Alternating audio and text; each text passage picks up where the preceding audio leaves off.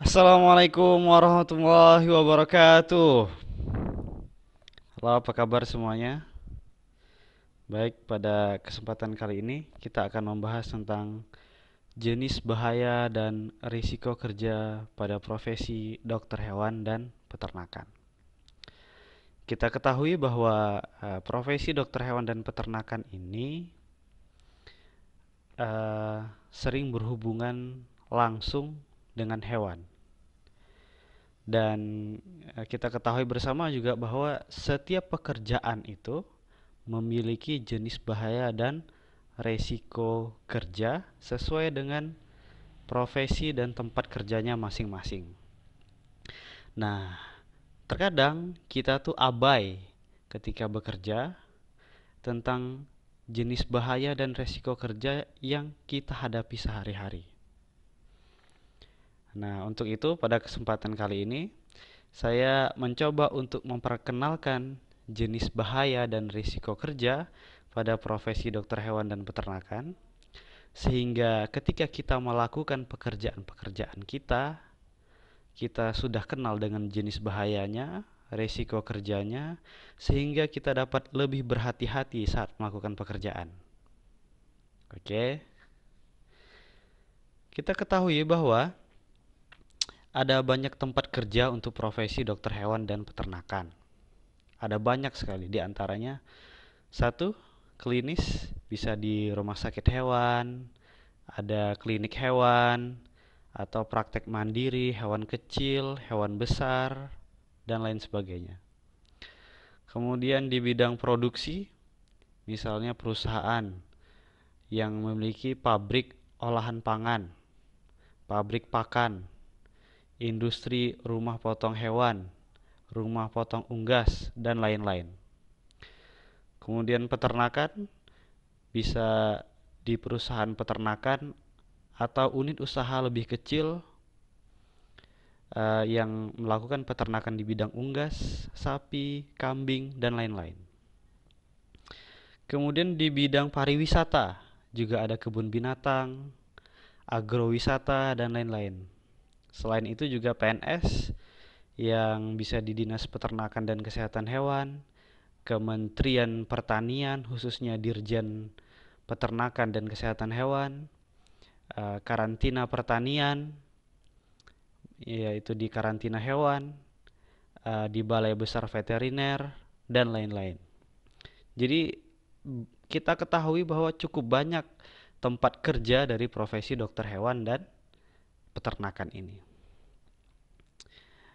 Kemudian kita akan masuk ke dalam pengertian. Yang pertama adalah bahaya. Nah, jadi sebelum kita masuk ke jenis bahayanya, kita ingin mengetahui pengertian bahaya itu apa. Bahaya adalah segala sesuatu yang mungkin mendatangkan kecelakaan atau bencana, kesengsaraan, kerugian, dan sebagainya. Oke, ini berdasarkan KBBI ya. Kemudian risiko.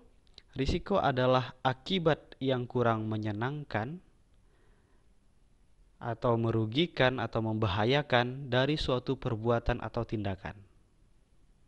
Oke, jadi ketika bahaya itu segala sesuatu yang mungkin mendatangkan kecelakaan, sedangkan risiko itu adalah akibat dari kecelakaan tersebut. Oke, dari suatu perbuatan atau tindakan yang bisa kita sebut dengan keadaan yang tidak aman atau tidak selamat, begitu. Kemudian risiko kerja. Risiko kerja adalah akibat yang kurang menyenangkan, merugikan, membahayakan dari suatu perbuatan atau tindakan yang dilakukan saat bekerja. Nah, jadi penekanannya saat bekerja.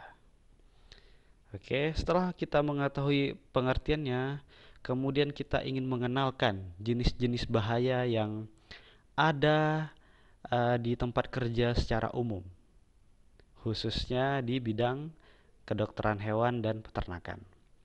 Yang pertama adalah bahaya fisik, bahaya kimia dan radiasi, bahaya biologi, bahaya ergonomi, bahaya psikososial, bahaya elektrikal, dan bahaya limbah.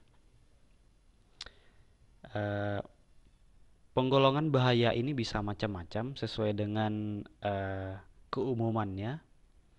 Tapi pada kesempatan kali ini saya ingin memperkenalkan bahayanya sesuai dengan penggolongan yang seperti saya sebutkan tadi.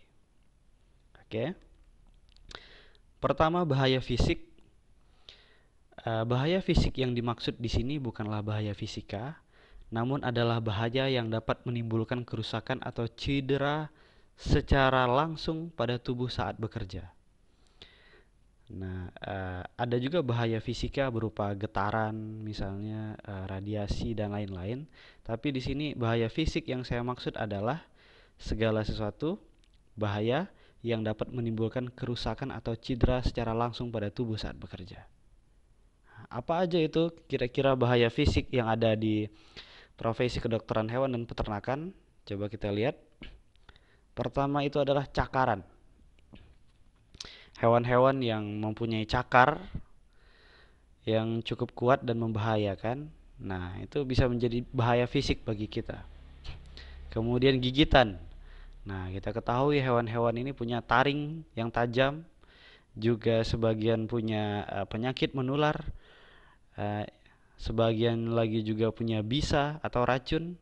Nah, ini cukup berbahaya. Kemudian patukan. Patukan ini biasanya dari unggas. Ya, ada unggas-unggas yang cukup kuat mematuk sehingga menimbulkan cedera bagi dokter hewan atau insan peternakan. Kemudian pukulan. Ya, bisa juga beberapa hewan itu bisa memukul. Kemudian tendangan. Ini cukup sering terjadi pada kuda, sapi. Kemudian tandukan. Tandukan ini juga cukup sering terjadi. Bisa pada rusa, pada kerbau, pada sapi, pada kambing. Sering kita dapatkan tandukan ini pada hewan-hewan tersebut. Kemudian timpaan, ini bisa saja terjadi. Kemudian lilitan tali. Nah, jadi ketika handling atau menangani hewan menggunakan tali, nah ketika talinya tidak terkontrol bisa saja melilit dan menimbulkan cedera. Kemudian penyeretan. Nah, ketika menggunakan tali kemudian mencoba untuk menahan hewan tersebut, namun ternyata hewannya lebih kuat. Nah, kita bisa terseret ini. Oke, terseret. Kemudian kebakaran. Nah, kebakaran ini bisa terjadi dengan sebab-sebab tertentu lainnya yang mungkin tidak secara langsung berhubungan dengan hewan, tapi di setiap tempat kerja itu ada kemungkinan terjadinya kebakaran yang akan menimbulkan cedera pada fisik. Oke, kita lanjutkan bahaya kimia dan radiasi. Bahaya kimia dan radiasi yang dimaksud di sini adalah bahaya yang dapat menimbulkan kerusakan pada tubuh di tempat kerja yang berasal dari bahan kimia serta memancarkan radiasi. Nah, kira-kira apa aja itu bahaya kimia dan radiasi? Ayo coba kita lihat. Yang pertama adalah memancarkan radiasi. Jadi teman-teman mungkin di klinis biasa melihat X-ray misalnya, ronsen gitu ya. Jadi alat-alat yang kita gunakan itu memancarkan radiasi. Kemudian mudah meledak. Jadi ada beberapa bahan kimia mungkin di laboratorium atau di tempat lainnya itu memiliki sifat yang mudah meledak. Kemudian 3, mudah menyala atau terbakar. Nah, ini juga berhubungan dengan bahan kimia. Jadi ada beberapa bahan kimia yang mudah menyala atau terbakar. Kemudian oksidator, kemudian racun, kemudian korosif, kemudian juga karsinogenik. Karsinogenik ini kita ketahui bersama yaitu zat-zat kimia yang dapat memicu terbentuknya kanker, ya. Kemudian mutagenik, teratogenik, dan lain sebagainya. Nah, ini sebenarnya bisa kita pelajari lagi dan kita cari lagi bahan-bahan kimia apa aja sih yang dapat bersifat kesembilan ini. Nah, juga bisa kita cek di laboratorium kita atau di tempat-tempat kerja kita apakah ada bahan-bahan yang memiliki sifat ini yang kemudian kita harus berhati-hati dalam menggunakan bahan-bahan tersebut. Contohnya harus menggunakan masker, ketika membukanya harus dijauhkan dari tubuh. kemudian harus menggunakan sarung tangan, begitu ya. Nah, jadi kita mulai waspada dengan bahaya kimia dan radiasi, yaitu senyawa-senyawa kimia yang memiliki sifat atau efek dari 9 ini. Selanjutnya, bahaya biologi.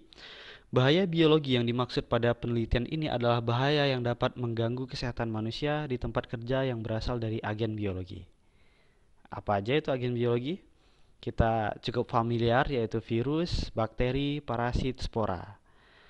Nah, profesi dokter hewan dan peternakan ini selain kita dalam bekerja bersosialisasi di tempat kerja, ada kemungkinan penularan virus antara manusia dan manusia, tapi kita juga terlibat dengan banyak kontak dengan hewan, maka ada kemungkinan besar juga kita akan terpapar penyakit-penyakit yang bersifat zoonosis.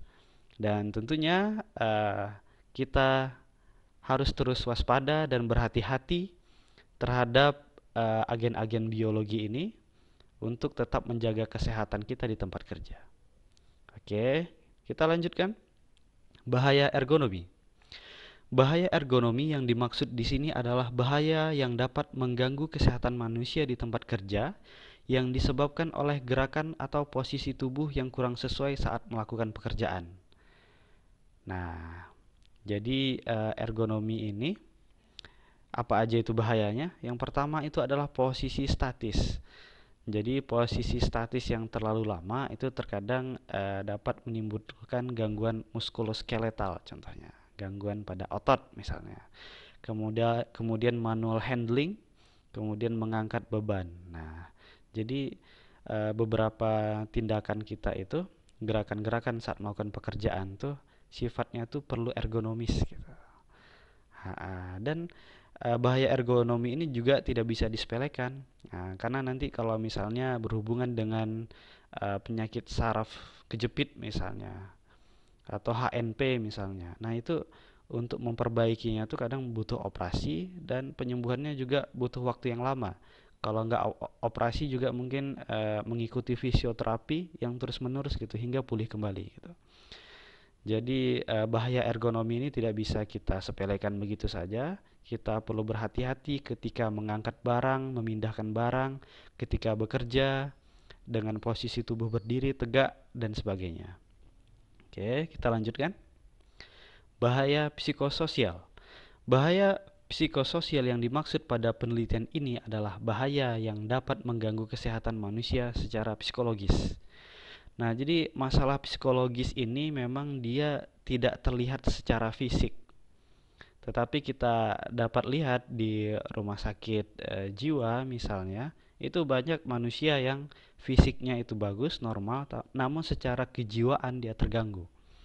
Nah, di tempat kerja itu juga ada bahaya-bahaya psikososial ini yang dapat menekan kita saat bekerja di bidang profesi kita. Nah, selayaknya juga sebagai pimpinan atau owner dari perusahaan, kita perlu menciptakan budaya yang baik, pergaulan yang baik, sehingga kita dapat menghindari bahaya psikososial ini dan menghindari efek-efek yang terjadi, seperti stres, kecemasan, gangguan kecemasan, mudah marah, dan lain-lain. Oke? Ini merupakan bahaya yang cukup saya konsen. Soalnya memang ketika beban kerja berlebihan itu seringkali menyebabkan stres dan kondisi tempat kerja itu menjadi kurang kondusif. Oke, kita lihat saja apa saja bahaya psikososial. Yang pertama itu adalah beban kerja. Jadi beban kerja ini harus disesuaikan dengan kemampuan. Beban kerja, waktu kerja, jam kerja harus disesuaikan dengan kemampuan karyawan. Ini bukan beban kerja hanya sebatas fisik, tapi juga beban kerja berhubungan dengan pengetahuan. Sebab jika karyawan tidak mengetahui tentang apa yang harus dia kerjakan, maka dia juga akan stres gitu. Jadi pelatihan pendidikan terkait dengan pekerjaan kita itu juga dibutuhkan yang disesuaikan dengan beban kerjanya. Kemudian hubungan atasan dan bawahan. Nah, ini bagaimana caranya menjalin komunikasi dan hubungan yang harmonis antara atasan dan bawahan. Atasan tahu hak dan tanggung jawabnya, dan bawahan juga mengetahui hak dan kewajibannya, tanggung jawab yang harus dilakukan. Nah, sehingga antar hubungan dan atasan dan bawahan ini tidak perlu terjadi kekerasan verbal, bentak-bentak yang cukup mengganggu secara psikis. Nah, sehingga keadaan tempat kerja itu aman dan nyaman. Selain itu ada juga hubungan antara karyawan. Nah, tadi hubungan atasan dan bawahan, sekarang ada hubungan antar karyawan. Jadi hubungan antar karyawan ini harus paham bahwa kewajiban sebagai karyawan bagaimana, tugasnya bagaimana, dan kemudian menjaga stabilitas hubungan tersebut sehingga produktivitas kerja itu dapat optimal gitu. Jadi jangan ada banyak masalah lain-lain selain di luar pekerjaan yang nantinya dapat mempengaruhi pekerja secara psikis. Kemudian hubungan karyawan dan klien. Nah, dalam hubungan kerja di mana karyawan berhubungan dengan klien di bagian pelayanan, nah ini biasanya juga terdapat masalah ketika klien mengadakan komplain misalnya, atau klien marah-marah. Nah, sehingga karyawan juga perlu dilindungi, klien juga perlu dipuaskan. Oke. Dan kita bisa berbicara lebih banyak lagi tentang ini. Kemudian yang kelima adalah hubungan karyawan dan pasien. Nah, misalnya seperti membuat keputusan untuk melakukan eutanasia. Nah, ini terkadang ada bahaya psikososial ketidaktegaan seorang dokter hewan untuk melakukan eutanasia. Dan ini udah ada researchnya, tapi ya memang kita sadari bahwa tetap akan ada hubungan atau bahaya psikososial di antara karyawan dan pasien. Selanjutnya, bahaya elektrikal. Bahaya elektrikal yang dimaksud di sini adalah bahaya yang dapat mengganggu keselamatan manusia di tempat kerja, yang dapat menimbulkan cedera karena adanya arus listrik. Nah, bahaya elektrikal ini biasanya sudah kita tangani dengan cukup baik oleh teknisi elektrikal yang ada di perusahaan atau tempat kita bekerja. Namun terkadang kita juga dapat lalai ketika misalnya mendekatkan sumber air dengan sumber listrik. Nah, biasanya tetap kita jaga, namun suatu saat misalnya kita silap atau keliru sehingga air tumpah ke lantai dan listrik pun mengalir di air tersebut sehingga menimbulkan korban. Jadi bahaya elektrikal ini juga merupakan bahaya yang tidak bisa kita remehkan karena cukup mematikan dan cukup berbahaya meskipun tidak nampak. Kemudian kita lanjutkan bahaya limbah. Bahaya limbah yang dimaksud di sini adalah bahaya yang dapat mengganggu kesehatan manusia yang berasal dari limbah hasil dari kegiatan pekerjaan. Nah, apa saja itu kira-kira? Ada bahaya limbah infeksius. Jadi ada jarum, needle, atau blade, pisau yang telah kita gunakan untuk menangani pasien yang kemungkinan memiliki agen infeksius. Nah, ini termasuk ke dalam bahaya limbah. Kemudian benda tajam, sama tadi.